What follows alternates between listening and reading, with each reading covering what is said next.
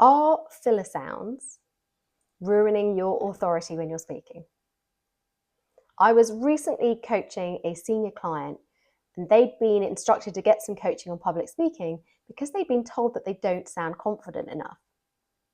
Now, the thing is that this client is supremely confident in what they do, really articulate and able to talk about it. So when I listened to them speak, when I was coaching them, I realized they're just doing one thing that's sabotaging their authority and means that they're not sounding confident, and that is using filler signs. Filler sounds are things like so, like, actually, okay, and they're the things that we say when we're thinking. So when I'm presenting, when I'm thinking, I'll just pause. But a lot of people find that really uncomfortable. So they'll go, okay, so here's what I think, but really, well, my opinion on X, Y, Z is this. Actually, I really think this, okay, so, and they're just letting it go as one long ramble. But actually, when we're presenting, we need to leave spaces for people to absorb what we've said.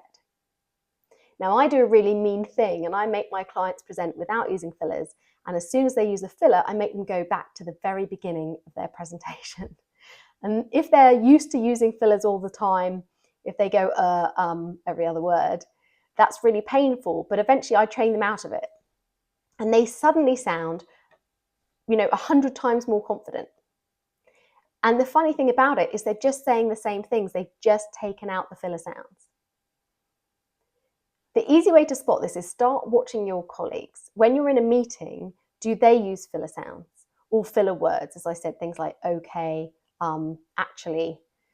And the thing is about these words is it can make them sound less confident. So notice for that. And then think about who are the people who speak really well? Are they using those fillers? Once you've started observing for other people, then you can start observing for yourself. Work out what your fillers are and practice not using them.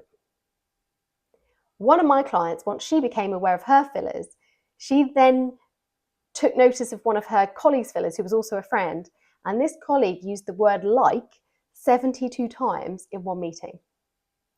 And so my client told her, and the person was really shocked that that was true, but then it really woke them up and they realized that like was getting in the way of having a normal conversation, that like was making them sound less confident and less like they knew what they were doing.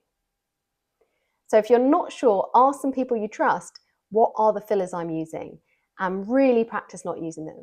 And that one change can make you sound so much more confident and have so much more authority in meetings and make your colleagues want to listen to you and think that you are a senior person and they should respect what you have to say. I hope that's helped. Good luck finding out what your filler sounds are, and practice makes perfect. So the more you practice not using them, the less you will use them. If you're stuck on this, you can also get the people you live with to point out when you're using them.